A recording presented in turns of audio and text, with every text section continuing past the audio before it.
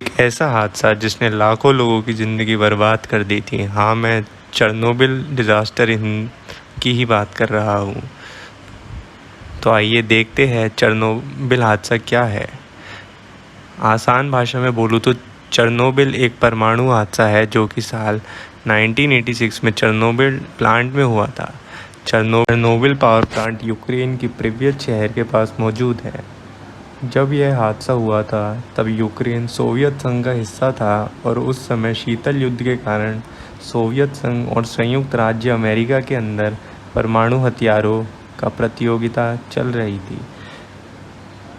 मैं आपको और भी बता दूं कि चेरनोबिल पृथ्वी का सबसे बड़ा परमाणु हादसा है क्योंकि इसका प्रभाव यूक्रेन से होते हुए यूरोप और अमेरिका की पूर्व तट तक पहुंच चुका था।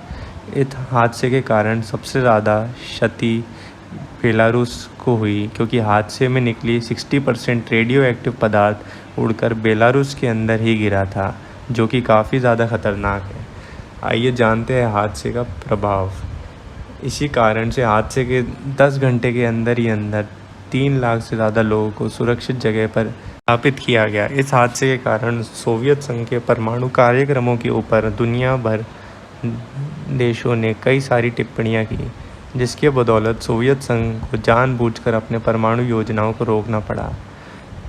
यहाँ मैं आपको बता दूं कि रेडिएशन के कारण कई सारे लोगों की ज़िंदगी इस हादसे में चली गई, परंतु इस हादसे की व्यापकता को देखते हुए अपनी जान गंवाने वाले लोगों को सटीक संख्या का अंदाज़ा लगाना मुश्किल है।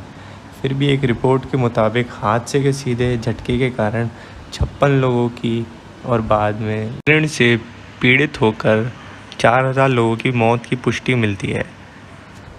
हादसे की वजह आखिर क्या थी? चेरनोबिल हादसे की कारण को लेकर आज भी कई सारे अटकलें लगाए जाते हैं, परंतु उन सभी अटकलों के मध्य एक ऐसा कारण है जिसको इस हादसे का मूल जड़ माना जाता है। तो चलिए जानते हैं चेरनोबिल हादसे का मूल कारण के बारे में।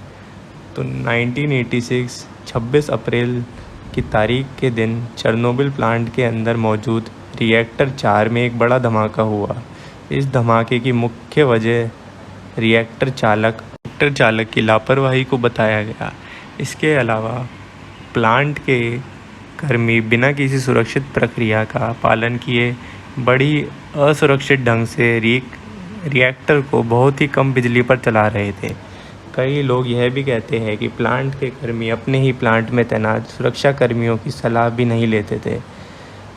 चेरनोबिल हादसा इसकी एक और अजीब वजह था कि प्लांट के अंदर इस्तेमाल किए जाने वाला रिएक्टरों की बनावटी संरचना। जी हाँ दोस्तों, चेरनोबिल के अंदर मौजूद सभी रिएक्टर RBM के डिज़ाइन के तहत बनाया गया था, जो कि किसी भी दूसरी सामान्य रिएक्टर से काफ़ी ज़्यादा विभिन्न था।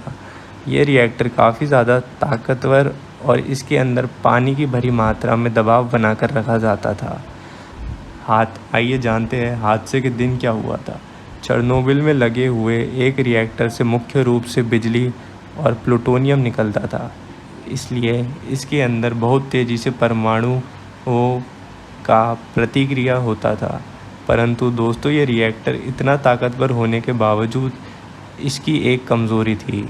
ये रिएक्टर कम ऊर्जा में सही तरीके से काम नहीं कर पाता था, इसलिए इसको कम ऊर्जा में चलाना खतरे से बिल्कुल भी खाली नहीं था।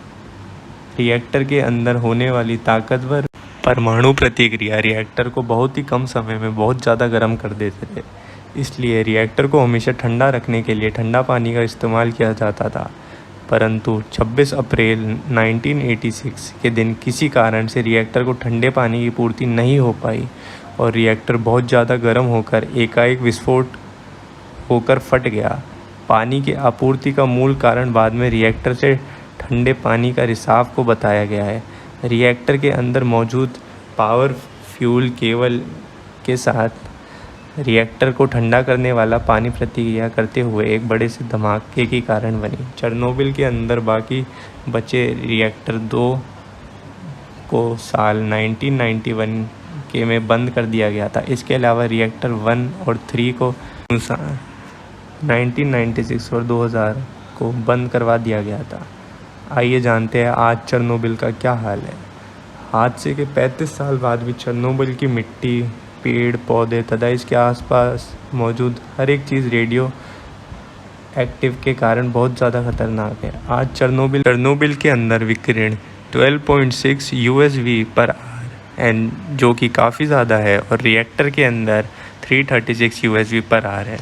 सोवियत सरकार ने हादसे को देखते हुए रिएक्टर के आसपास सीमेंट से एक बड़ा दीवार बना दिया था जिसके विकिरण और ज़्यादा न फैल, परंतु दोस्तों समय की दबाव के चलते बाद में यह दीवार क्षतिग्रस्त हो गया है। चेरनोबिल वापस रहने लायक हो पाएगा क्या? अक्सर चेरनोबिल को लेकर एक सवाल सबके मन में उठता है कि आखिर कब तक चेरनोबिल रहने लायक सुरक्षित हो जाएगा। तो मित्रों, इसके लिए मैंने सोचा है कि क्यों ना इसी सवाल का उत्तर आपको दिया जाए। खैर, इस सवाल का उत्तर कई कारणों पर भी निर्भर करता है, क्योंकि यह एक चेरनोबिल के अंदर कई सारी जगह से जुड़ी हुई है। मैं यहाँ आपको बता दूँ कि एक शोध से पता चला है कि सबसे ज़्यादा विकिरण से संक्रमित जगह रिएक्टर 4 है, इसलिए यह रिएक्टर 20,000 सालों के बाद ही रहने लायक हो पाएगा। मित्रों, यह और एक बात है कि बहुत ज़्यादा चर्चा होती है और वहाँ कई सारे लोग जापान पर गिरे परमाणु हथियारों की तुलना चेरनोबिल हादसे से करते हैं और कहते हैं कि जापान के अंदर परमाणु बम गिरने के बाद भी वहाँ अब रहा नहीं जा सकता।